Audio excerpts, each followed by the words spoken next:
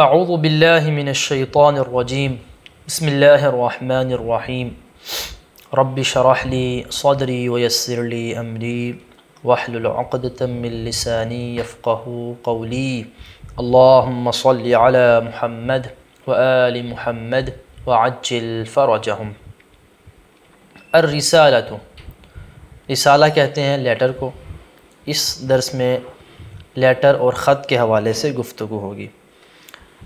الدرس الثلاثون، 30واں سبق، الرسالۃ، لیٹر یا خط۔ ہذہ رسالۃ والدی، یہ میرے والد کا لیٹر ہے۔ دیکھیں یہاں پہ رسالتن آخر میں گولتا ہے، مؤنث ہے، تو اس کے لیے کیا لفظ استعمال کیا ہے؟ بیٹے نے ہذہ استعمال کیا ہے۔ ہذہ رسالۃ والدی، یہ میرے باپ کا خط ہے۔ اور میرا باپ، اپنا باپ بتانا چاہا تو کیا استعمال کیا آخر میں؟ یا۔ ہذہ رسالۃ والدی۔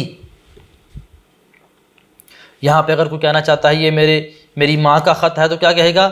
ہذہ رسالۃ امی، امی کہے گا۔ اگر کوئی کہنا چاہتا ہے میرے ماموں کا خط ہے تو کیا کہے گا؟ والدی کی جگہ پہ کیا لگا دے گا؟ خالی۔ یہ میرے ماموں کا خط ہے۔ اگر چچا کا ہے تو کیا کہے گا؟ عمی، امی کہہ دے گا، عین سے عمی۔ ٹھیک ہے۔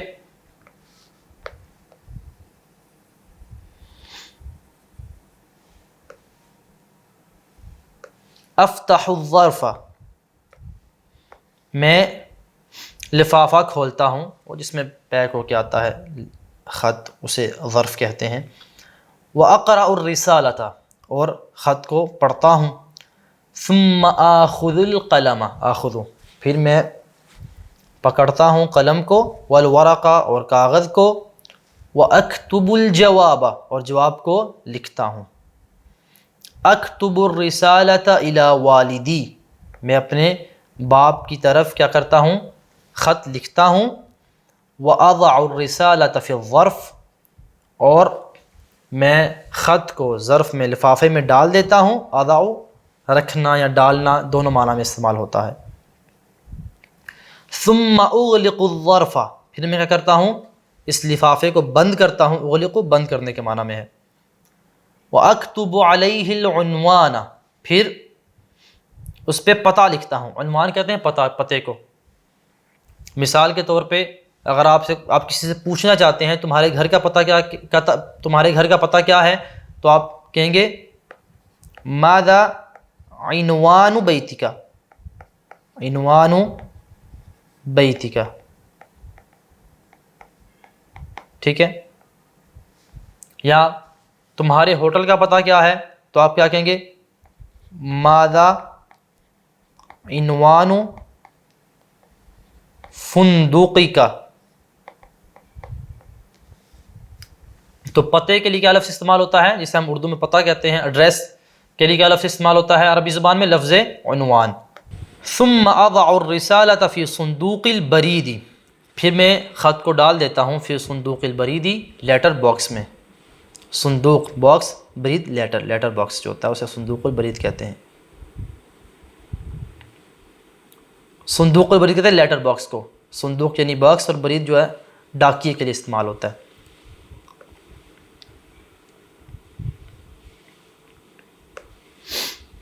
معلم، استاد، تلمیذ، شاگرد۔ معلم کے لیے آپ لفظ استاد بھی استعمال کر سکتے ہیں، تلمیذ کے لیے آپ لفظ طالبون بھی استعمال کر سکتے ہیں، یہ مختلف الفاظ ہیں۔ ما تلک بیدک یا حسن، اے حسن وہ تیرے ہاتھ میں کیا ہے؟ دیکھیں جواب کیا دے رہا حسن؟ ہذہ رسالۃ والدی، یہ میرے باپ کا خط ہے۔ اس لیٹر کی طرف استاد نے اشارہ کیا، لیٹر دور تھا استاد سے، تو جب دور چیز ہو، مؤنث ہو، تو اس کے لیے ہم کیا لفظ استعمال کرتے ہیں؟ تلکا، جیسا کہ ہم نے پچھلے درس میں پڑھا، تو کیا بولا؟ ما تلکا بیدک، وہ تمہارے ہاتھ میں کیا ہے؟ تو شاگرد نے کیا جواب دیا، جو کہ حسن ہے جس کا نام؟ ہذہ رسالۃ والدی، یہ میرے باپ کا خط ہے۔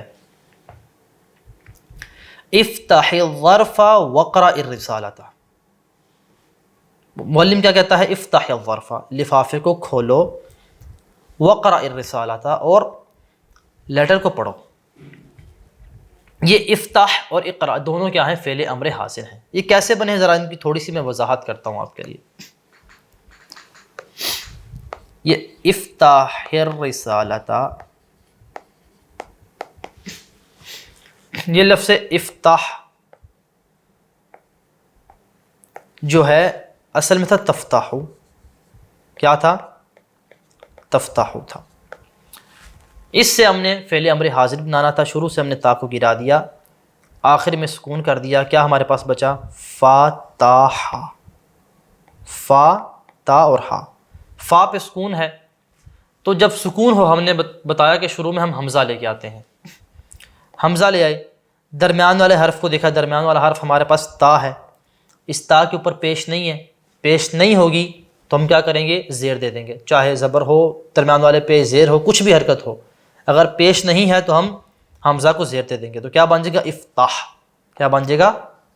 افتح، افتح، تم ایک مرد کھولو، یہ واضح ہو گیا۔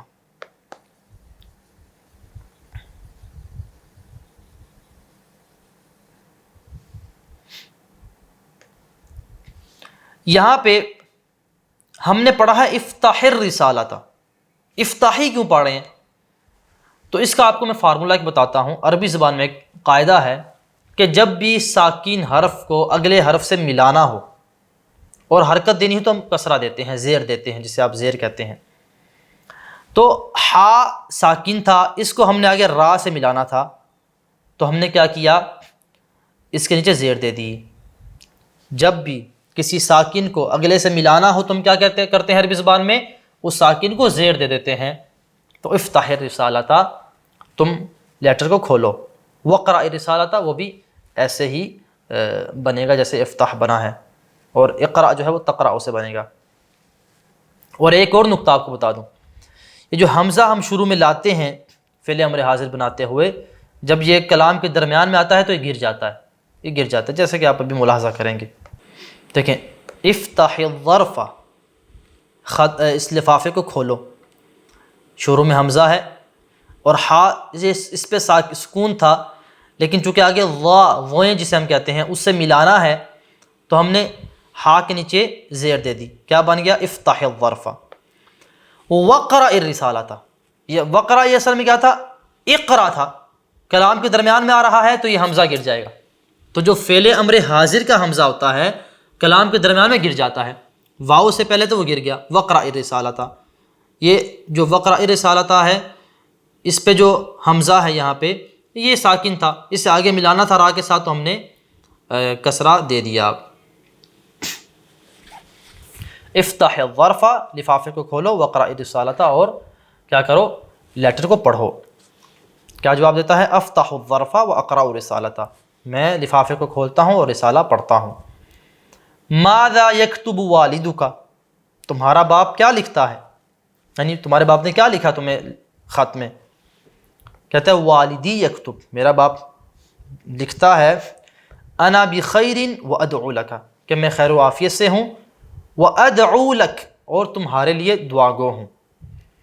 دیکھیں، جب لفظ دعا عربی زبان میں لام کے ساتھ استعمال ہو تو ہے حق میں دعا کرنا، اگر علا کے ساتھ استعمال ہو تو وہ بد دعا کے معنی میں استعمال ہوتا ہے۔ مثال کے طور پر دیکھیے گا، جب کوئی کہ ادعو لک لام کے ساتھ، تو اس کا معنی ہے میں تمہارے حق میں دعا گو ہوں، تمہارے لیے دعا گو ہوں۔ جب ہم لفظ علا کے ساتھ استعمال کریں، ادعو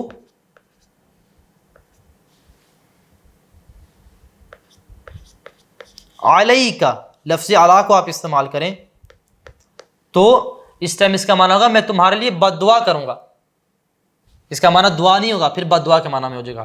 تو جب لفظ دعا عربی زبان میں لام کے ساتھ استعمال ہو تو حق میں دعا کرنے کے لیے استعمال ہوتا ہے، جب لفظ علا کے ساتھ استعمال ہو تو پھر بد دعا کے معنی میں ہوتا ہے۔ تو ادعو لک، لام کے ساتھ ہے تو کیا مطلب ہے؟ میں تمہارے لیے دعا گو ہوں. خذ القلم، قلم کو پکڑو، والورق، اور کاغذ کو پکڑو. شاگرد کہتا ہے آخذ القلم والورق، میں قلم اور کاغذ کو پکڑتا ہوں. استاد کہتا ہے اکتب الجواب الی الوالد، باپ کو جواب لکھو. یہ اکتب بل، یہ کیا تھا اصل میں؟ تکتب تھا.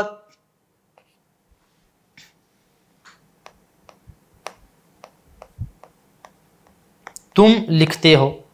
تکتب سے کیا بنایا ہم نے؟ اکتب. تکتب سے ہم نے کیا بنایا؟ اکتب. اب یہ آگے اس کو لام کے ساتھ با کو ملانا تھا تو ہم نے کیا کیا؟ با کے نیچے زیر لگا دیا، چونکہ جب ملانا ہو اگلے حرف کے ساتھ تو ہم کیا کرتے ہیں؟ زیر دیتے ہیں.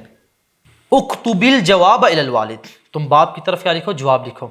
یہ اکتب کیا تھا اصل میں؟ جیسے ہم نے بتایا تکتبو تھا، اور تکتبو سے اکتب بنا. آگے لام کے ساتھ ملانا تھا تو ہم نے با کے نیچے زیر دے دیا، چونکہ ہم نے قاعدہ بتایا ہے جب اگلے حرف کے ساتھ ملانا ہو ساکن حرف کو تو ہم اسے زیر دے دیتے ہیں. اکتب الجواب الی الوالد، میں باپ کی طرف جواب لکھتا ہوں. ضع الرسالۃ فی الظرف، لفافے میں لیٹر کو ڈال دو. استاد یہ کہتا ہے، اور شاگرد کیا کہتا ہے؟ اضع الرسالۃ فی الظرف، میں لفافے میں لیٹر کو ڈالتا ہوں. اکتب العنوان علی الظرف، استاد کہتا ہے کہ جو پتہ ہے، ایڈریس ہے، اسے لفافے کے اوپر لکھ دو. یہ شاگرد کہتا ہے اکتب العنوان علی الظرف، میں ایڈریس کو لفافے کے اوپر لکھ دیتا ہوں. این تضع الرسالۃ، استاد پوچھتا ہے تم خط جو ہے اسے کہاں ڈالو گے؟ تو یہ شاگرد کہتا ہے اضع الرسالۃ فی صندوق البرید، میں جو خط ہے اسے لیٹر باکس میں ڈالوں گا. محمود یقول، محمود کہتا ہے عمار یفتح الظرف، عمار جو ہے لفافے کو کھولتا ہے. ویقرأ الرسالۃ، اور جو خط ہے اسے پڑھتا ہے. ثم یأخذ القلم والورق، پھر پینسل اور کاغذ کو پکڑتا ہے. ویکتب الرسالۃ الی والدہ، اور اپنے باپ کی طرف کیا ہے؟ لیٹر لکھتا ہے. ثم یضع الرسالۃ فی الظرف، پھر لیٹر کو کیا کرتا ہے؟ لفافے میں ڈالتا ہے. ویکتب علیہ العنوان، اس پہ ایڈریس لکھتا ہے. ثم یضع الرسالۃ فی صندوق البرید، پھر لیٹر کو کیا ہے؟ لیٹر باکس میں ڈال دیتا ہے. تو ہم نے لیٹر کے متعلقہ جو چیزیں ہیں ان کو آج اس درس میں جانا. آپ نے بھی، آپ کا جو ہوم ورک ہے وہ یہ ہے کہ آپ نے اسی طرح سے سوال جواب بنا کے آپ نے لکھنا ہے. ابھی آ جائیں تمرین کی طرف. جمیل یہ خط لے لو. جمیل خذ هذه الرسالۃ، خود لے لو، پکڑ لو، هذه الرسالۃ، یہ خط، یہ تمہارے بھائی کا خط ہے. هذه اشارہ کریں خط کی طرف، چونکہ یہ مؤنث ہے قریب ہے تو هذه کہیں گے. رسالۃ اخیک، یہ تمہارے بھائی کا خط ہے. اسے کھولو.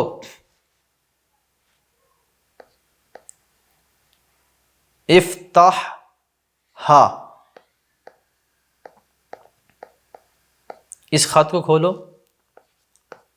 وقرأ ہا، اور اسے پڑھو. افتح تم کھولو، ہا یعنی اس خط کو، وقرأ اور پڑھو، ہا اس خط کو. پھر قلم اور کاغذ لو. پھر کے لیے ثم خذ القلم والورق، ٹھیک ہے، اور اس کا جواب لکھو. واکتب الجواب. عبداللہ آج بیمار ہے. عبداللہ مریض، آج کیا یعنی الیوم. جب یوم کے اوپر الف لام ہو تو اس کا معنی ہوتا ہے آج. وہ مدرسہ نہیں جائے گا. لا يذهب إلى المدرسة، وہ مدرسہ نہیں جائے گا۔ بھائی شاہد کیا تم اپنے شہر جاتے ہو؟ اخی الشاہد هل تذهب، تم جاتے ہو، تذهب، هل تذهب إلى مدینتک، مدینتک اپنا شہر، مدینتک یعنی اپنا شہر۔ اپنا پتہ لکھ دو، لکھ دو، کسی کام کو طلب کیا جا رہا ہے، یہ امر ہے۔ اکتب، اپنا پتہ، پتہ یعنی عنوان، اپنا یعنی کا، اکتب عنوان کا، ٹھیک ہے۔ ابھی اردو میں ترجمہ کریں۔ ھذا دفتر الحضور، یہ حاضری رجسٹر ہے۔ المعلم یکتب اسماء الطلاب فی دفتر الحضور، استاد حاضری رجسٹر میں اسٹوڈنٹس کے نام لکھتا ہے۔ وَيَأْخُذُ الْحُضُورَ كُلَّ يَوْمٍ، اور ہر دن کیا ہے، حاضری لگاتا ہے۔ حسین یجلس امام المعلم بِأَدَبٍ، اس کا ترجمہ آپ خود کریں گے۔ وَيَأْخُذُ الْكِتَابَ، اس کا بھی خود کریں گے۔ وَيَقْرَأُ الْكِتَابَ، اس کا بھی خود کریں گے۔ ثُمَّ يَأْخُذُ الدَّفْتَرَ وَيَكْتُبُ فِيهِ، اس کا بھی آپ لوگ خود ترجمہ کریں گے۔ اذهب اليوم الى المدرسة، اس کا بھی آپ خود کریں گے۔ اکتب العریضۃ الى مدیر المدرسۃ، یہاں پہ نیا لفظ ہے ہمارے پاس، عریضہ۔ عریضۃ کہتے ہیں درخواست کو، عریضۃ درخواست اور اپلیکیشن کو کہتے ہیں۔ میں مدرسے کے پرنسپل، اسکول کے پرنسپل کی طرف درخواست لکھوں گا۔ اکتب اسمی، اپنا نام لکھوں گا، و اسم ابی علی العریضۃ، اور اپنے باپ کا نام لکھوں گا درخواست پہ، یعنی درخواست پہ میں اپنا اور اپنے باپ کا نام لکھوں گا۔ ابھی آ جائیے ڈکشنری کی طرف۔ رسالۃ خط، ادعو دعا کرتا ہوں، ضع رکھ، یا ڈالو یا رکھو، مختلف معنی میں استعمال ہوتا ہے۔ الحضور حاضری، ظرف لفافہ، صندوق البرید لیٹر باکس، دفتر الحضور حاضری رجسٹر، ثم پھر، اضع ڈالتا ہوں، عریضۃ درخواست، ورق کاغذ، عنوان پتہ۔ تو آج کے درس میں ہم اسی پہ اکتفا کرتے ہیں، اور انشاءاللہ اگلے درس میں ہم نئی گفتگو لے کے آئیں گے۔ وصلی اللہ علی محمد وآلہ الطیبین الطاہرین المعصومین، اللہم صلی علی محمد وآل محمد وعجل فرجہم۔